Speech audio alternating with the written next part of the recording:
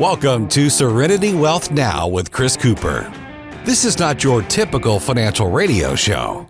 As a licensed CPA, insurance agent, and investment advisory representative, Chris coaches his clients on a holistic view of financial well-being with an objective of providing a complete financial strategy to fund life's goals. Chris is here to guide you down the path to the financial serenity you deserve. Now, here's Chris Cooper. What's going on? Happy 2025, the first Sunday of the new year. I hope everyone enjoyed their New Year's plans, had some fun, safe, of course, and are ready to kickstart 2025 and those goals, whether they be financial, whether they be fun, whether they be for fitness or whatever. We always have those financial goals. So we're going to kick off this session or this radio show here with a little bit of a discussion on goals, right? And so joining me in studio, we've got my personal coach, my friend Cody Miller at the Strength Parlor. How are you, Cody? Doing well. Happy to be here. Happy, as always, to talk about fitness, right? Exactly. It's fun. Fitness, finance is fun. I love talking about finance with fun. That fun with finance, that's what I always say. But we should replace that with fitness is fun as well. Fun with fitness. Fun with fitness and finance, right? So, Cody, I know you with your, you're a little bit different in how you do coaching at the Strength Parlor. So, but you still see a lot of folks enter the year wanting to talk about those New Year's resolutions and getting into that fitness shape that we always talk about, right? Getting into those good habits. Is that something you see every year? For sure. I mean, we are a different gym. We are more of what you would probably call a private gym where it's coaching based. But we still see a lot of people come the new year who have those goals, and we do our best to help them with it. It's human nature to think about the goals at the beginning of the year. Yeah, right? Humans are really wired, I think, to have timelines. Right. We see, it's like we flip the page into the new year, and it's just a weird thing. I always think about that. I'm like, the reality is we should be this sort of focused all the time, and it shouldn't matter that the day changed or the year changed. But I get it, like we are wired that way. Mm-hmm. I think most of us are. And I think today we'll talk about ways to make sure that it is something that you do throughout the year, not just with fitness, right. with finance or anything else. I think it's important to have a good plan to make this work for you so that you're actually, building up an idea that's tangible and that you'll stick with throughout the year. And you won't be that person that every year I'm starting over, know? Yeah. I mean, habits, whether they're healthy habits or, financial habits, habits are something that when you build in and incorporate into what you do from a daily action perspective, those things become real habits and they resonate. And then they're just part of your everyday life, right? Yeah, exactly. And that is the goal. And I think that's probably the most important concept that I would like to spread is just the key is building the habit. It's not the short term. And that's unfortunate.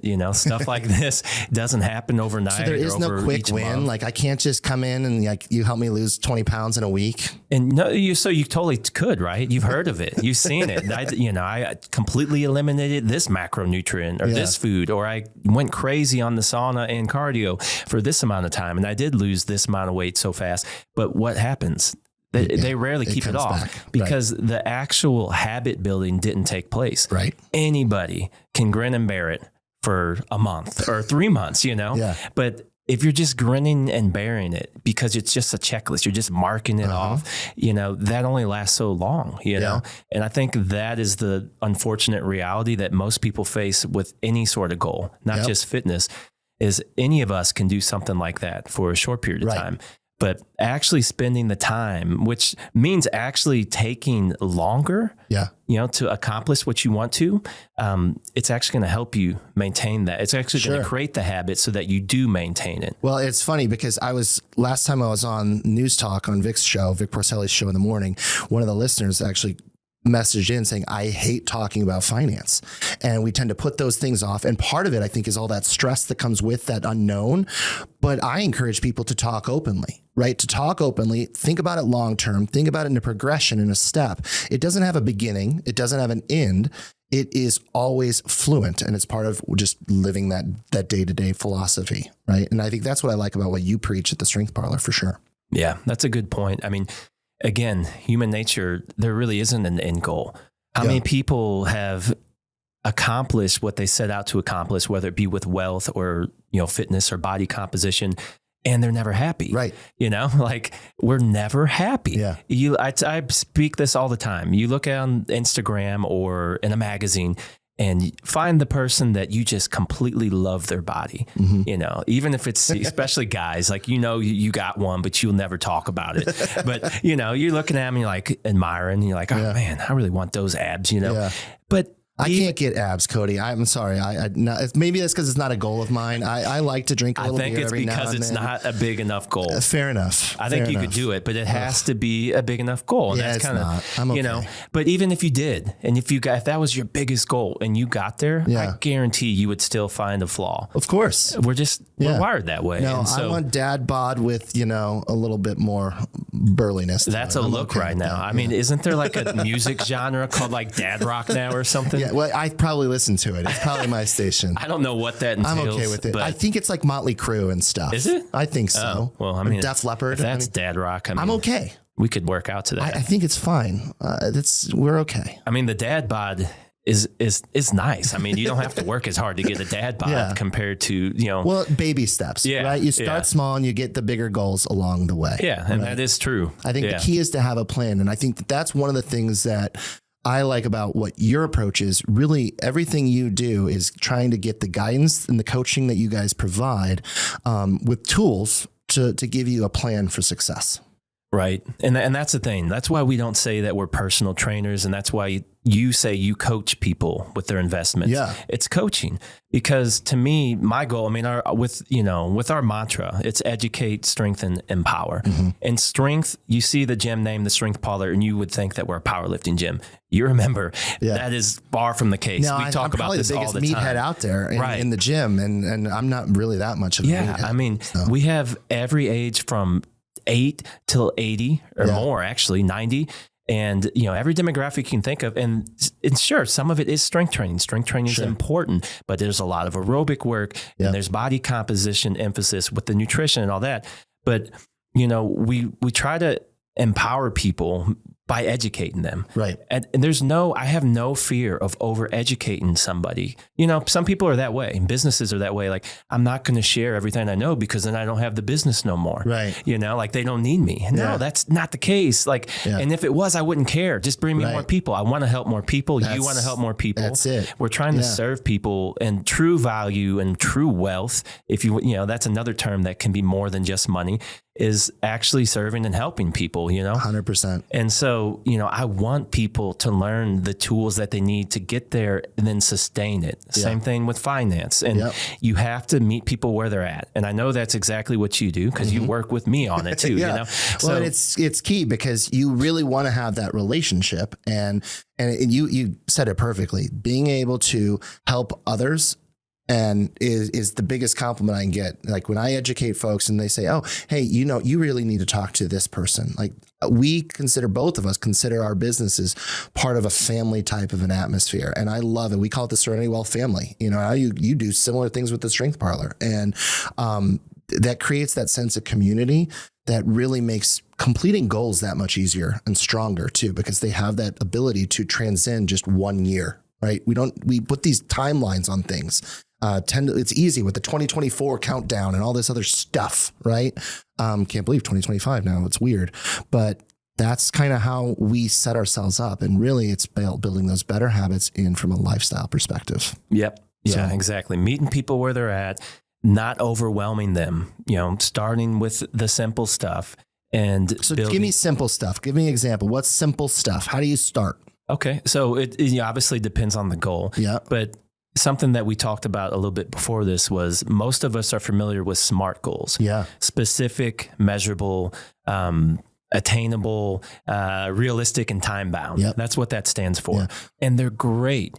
The problem with them is the hyper specificity often discourages people from even starting. Right. And so if you look at the current research, it's actually pointing at this hierarchy.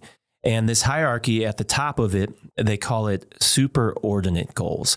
This is going to be your big picture, very general idealistic version of yourself. So with health, so that's simple. So with health, it'd be like, I got to get in shape. Yeah, I want to get in very shape. Simple, I want to be healthier. Yeah. I want to be wealthier. Lose weight, right? Yeah. Start saving more for retirement. Like those are the bigger goals. Super simple, like just the stuff that in the past, the quote experts said was not enough. Yeah. They're actually turning this around. So at the top of it, that's actually maybe the most important thing is you have to have a visualization of what you want to be. Well, especially with things like fitness and finances, because there will be hiccups along the way. Markets go up, they go down. It changes things. You don't want to discourage things. You will have different results. You won't lose weight every week. You won't gain strength every week. So you have to be a little bit fluid in your definition of success. And if you have a SMART goal that says, I want to lose 2 pounds a week for the rest of the year, well, is that realistic? Right. Yeah. And so, if you're looking at SMART goals, you have to look at the acronym. Realistic's part of it. But, you got your superordinate goal at the top, and then there's 3 layers. The middle layer below that's going to be what they call intermediate. Okay. Now, intermediate is a little more specific, not quite SMART goals, though. Yeah. This is just supportive of the big picture. So if we're talking, I want to be healthier, well, what does being healthier mean to you? That means I'm going to exercise more. I'm going to eat healthier. I'm going to sleep more. I'm going to have better quality of sleep.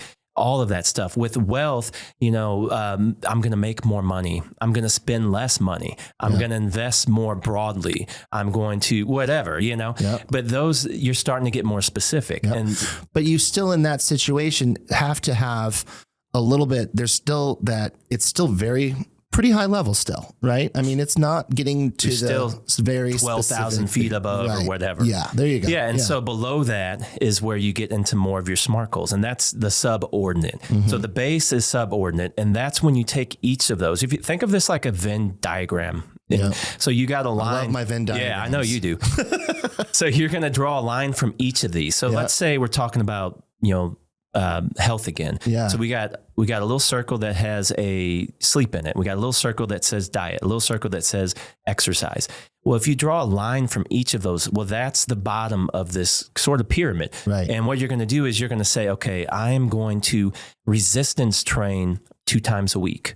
And that's coming out of your exercise circle. Yep. And then coming out of that same circle, you're going to say, okay, I'm going to complete aerobic activity an hour and a half every week. Yep. And then maybe coming out of your nutrition is I'm going to meal prep every Sunday. And I am going to eat breakfast every day of the week. And all of these support that big overarching goal. And that's the big point of this. The research shows that the reason that this is more successful is that it's a supportive network. And so even if you might not complete one of these tasks, but guess what? You got like 15 things listed out and you don't get discouraged because, I missed that part, but I did do this. Yeah. And the other thing about it is outside of the discouragement side is that a lot of this stuff accomplishes more than one thing. Right. So for example, if you are going to increase your exercise more, you're going to, you set up your subordinate goal of 2 sessions of a resistance training a week and 150 minutes of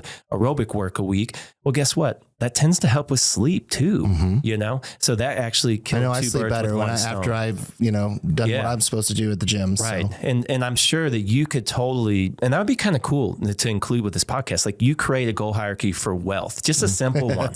Because I've seen that's it in what fitness. we do. That's what I do for my clients. Right? And just keep it simple. Very, very easy. You've got your 6 pieces and it's obviously not nutrition and this and that, but there are different things. I talk about taxation risk. I talk about long-term care risks and concerns. I talk about market volatility. These are all the little things that support that whole I want to retire. And one of the things I always encourage people to do is figure out the reason why, right? Like, let's go back to health, right?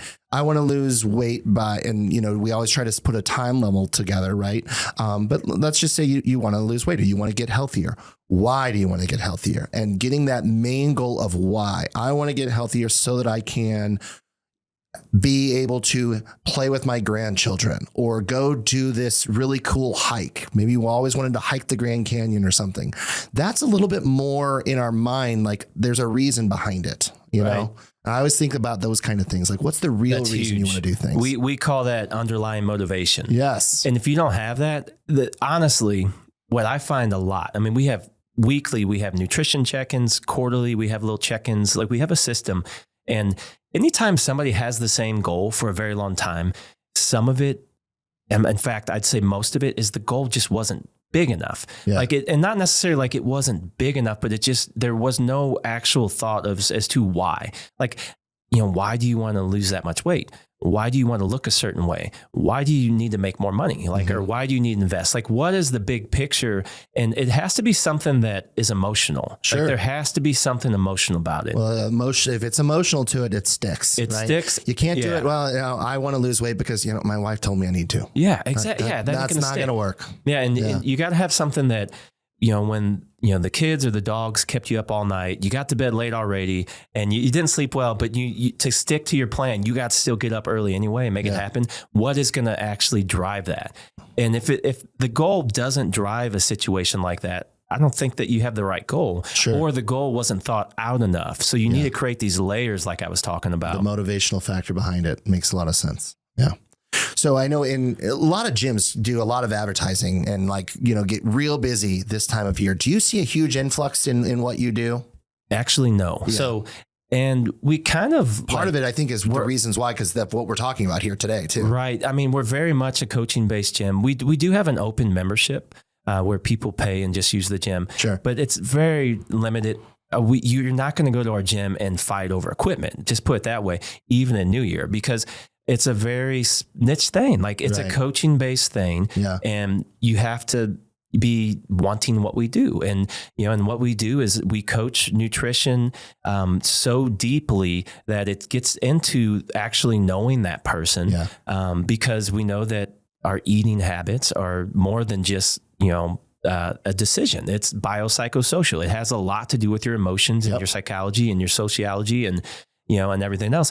And the same thing with exercise programming. You come into the gym and you train in a small group setting, 8 or less, and every single set is coached to a very specific model. We only got 4 coaches and we follow the same exact model. So you're never going to have one coach saying something completely against that model. Yeah. They might have a different way of saying it, and that's a good thing. I could say knees out and somebody else could say thighs out, and it clicks better, but all the programming is completely personalized. You come into the gym, you pull up the app, and it's completely customized, updated daily for that person. And I think because of that, it's so high touch that it eliminates a lot of the just New Year's stuff. Yeah, it does. Which in some ways is good and in other ways is bad. But we want to help as much people as possible. Well, you get consistency, and your objective isn't to have this rush of things. And Cody, I'm going to give you, so a couple of weeks ago, or it was probably more than a couple of weeks ago, but we were talking about, you went to a gym, and we won't name the gym, but you said that one of the things that just rubbed you the wrong way at a big box gym, we've all heard of this name, I assure you, I'm not going to say it on air, but their model is essentially get that money, get that recurring membership, and then they actually hope you don't go. You got it. And instead, they just want the recurring, what is it, $29.99 a month or whatever it is, right? $20, $50, whatever it is. You're paying that smaller rate for a reason. I mean, I get it. There's a lot of value to that. But well, I know when I miss a few sessions, I know that you're sending me a message through the app going, hey, are you going to be able to get into this schedule today, or do we need to tweak things? Yeah, right? The accountability side alone. Huge. I mean, how much does you likely would have fallen off? I mean, just being honest, like completely fallen off. But those bigger box gyms, that's really the model. And it's not only, this isn't me just saying this. I've been told this from higher ups at these companies because I've worked there. I've been doing this for 20 years. I had to start somewhere. And it really rubbed me the wrong way and led me in this direction because one day I was told, really the story is I was coaching one of the higher ups. In fact, at that time, we would consider it personal training, one of these higher ups. And it was like 7 a.m., relatively early. And a time where for me, I don't need to be listening to just straight screamo music, but I need something to get going. Yeah, and motivation. And it was like Celine Dion, and he's warming up on the bike. And I was like, man, how are you getting pumped up to do this? This is something. And he just giggled. And he said, you just don't get it. We aren't catering towards the people that really want to get working out and come all the time. We're catering to actually have a model where we're catered towards the people who just want to ride the machine for like 20 minutes and hopefully they don't even come back after 3 months. He said it. Yeah, that's straight up said it. And I knew it, but to hear it, I was like, you guys got to be kidding me. Which leads you to doing your own thing, doing your thing that's a little bit different, which is why, and that's, I see the same faces year in and year out. And it's never, we all get more excited maybe over the new year kind of thing to, hey, it's go time, right? That's human nature. But it's usually the same people, and I don't get that same vibe each year at our gym. No, and I think something that separates us too is obviously our community. Yeah. Every age, race, like it's insane the variety or the diversity. But they're all they're so supportive. Yeah. You got people there that can squat 500 pounds. Now, I'm not saying that's many, but there are people there. But it doesn't matter. If you come in and you do a body weight squat and you squat to a chair that's knee level, you are going to get a round of applause sometimes. Yeah. It just, it's crazy. Well, people ring the PR bell. Yeah, we have a bell if you do something new or, a personal best. Still get the same applause no matter what. Same applause. And in fact, you might get more because people understand where they started. Right. And when you come to our gym, sometimes you'll see some of those folks that are very advanced and you'll say, this ain't for me. This is intimidating.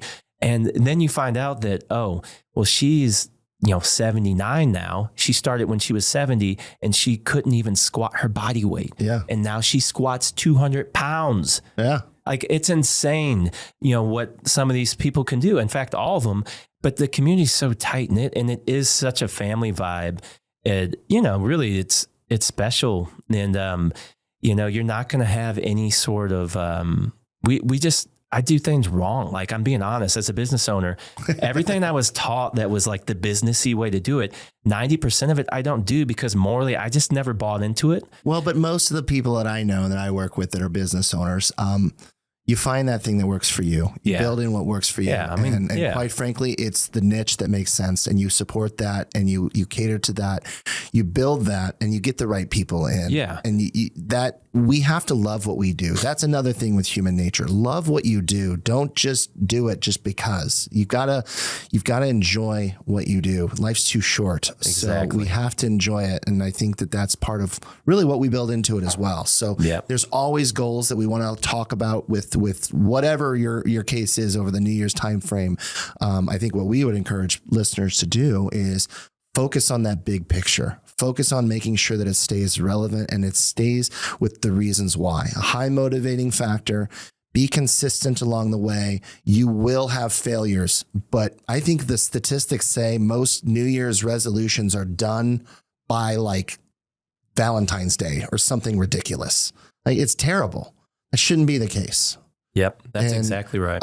In fact, on our social media page in mid-December, we had an article about year-end checkups. How did things go? What happened throughout the year? And it's not just about finances. It's about life. It's about fun. It's about family, fitness. Evaluate those objectives. How did things go? And they can change throughout the year too. It's okay. And I think that those are things that are important. But when we're talking about New Year's resolutions and New Year's goals, I think you and I are both on the same page. Focus more on those life goals and how to get there in little baby steps. Yeah, for sure. Build the habits. Don't think long term and try not to bite off more than you can chew. Yeah. Just start small, like really, really small. If you drink 90 ounces of soda every day, don't eliminate it. It won't work. Right. Just go down one can. So I'm allowed to have soda with my popcorn. Oh, for sure. And if I go to a movie, I can have an icy because that's kind of a thing for me. It's a free country. You can do whatever you want. You just have to build that in. And don't do it all the time. And that's the thing too. Yeah, I think your point is you can have the body and performance that you want without being absolutely, quote, what we call perfect. Right. And that's what we preach is you can still have popcorn and beer and soda and this and that. It's a budget. Everything that we do with fitness and with our nutrition is just a budget. Now, some of us, especially on the nutrition side, have a larger budget.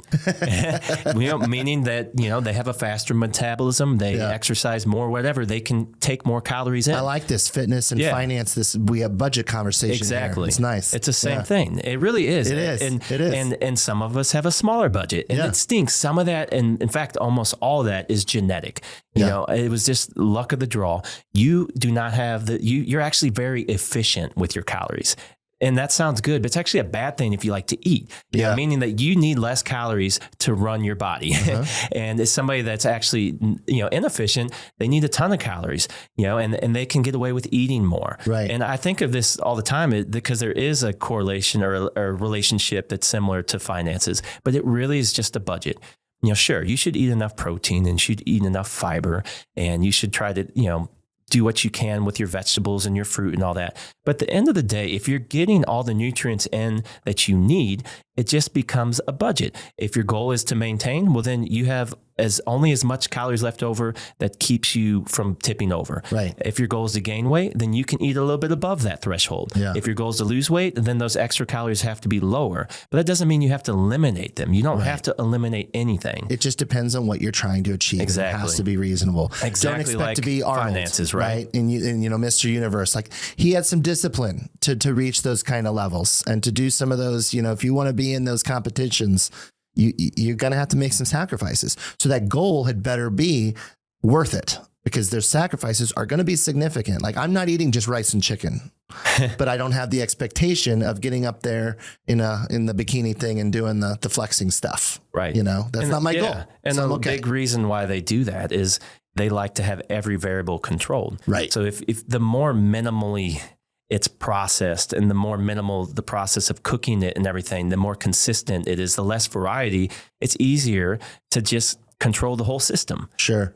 But there's plenty of top level bodybuilders that don't eat that way. They eat exactly the way I described. They mix everything in.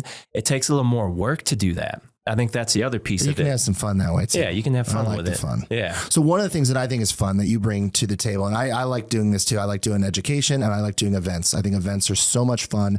We can educate, we can inform the public and spread our message, but we can also have fun doing it. So I do a lot of events, whether it's monthly socials with my clients and my centers of influences and things like that. But I also get out and do educational events and public speaking at restaurants and things like that. One of the things I know you do a couple times a year is events within the weight training, basically just a strength.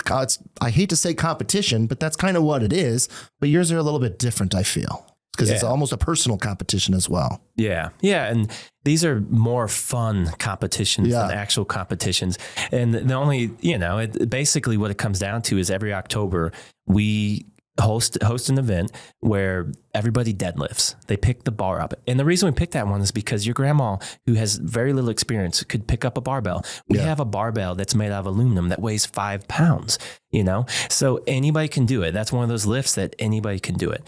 And everybody gets 3 shots. The weight increases, hopefully, attempt to attempt. But the whole reason everybody's doing this is to raise money for the stray rescue. Unleash potential. And that's, it's just a fun event. Yeah, I love the events, and it just creates a different atmosphere, makes it fun. We can have fun when we're talking about, I say this all the time, we can have fun when we're talking about finance. It does not have to be a complicated conversation that you dread. I assure you, you can have fun when you're talking about fitness as well. It's just a matter of Cody's over here. He's dying over here. I killed Cody on us. So he's going to make it, though. He's going to make it. It's going to be okay. So bottom line, folks, when you're talking about goals, make those goals realistic, make them reasonable, make them attainable. They can achieve what you're looking for long term. Enjoy the process, enjoy the journey. That's what it's all about. That's what gives you the peace of mind you deserve. We call it financial serenity here at Serenity Wealth, and you deserve it too. Serenity Now! This is Serenity Wealth Now with Chris Cooper. Request a free copy of Chris's latest book, The New Holistic Retirement, by visiting SerenityNowTax.com. That's SerenityNowTax.com. Investment advice offered through Fortis Capital Advisors.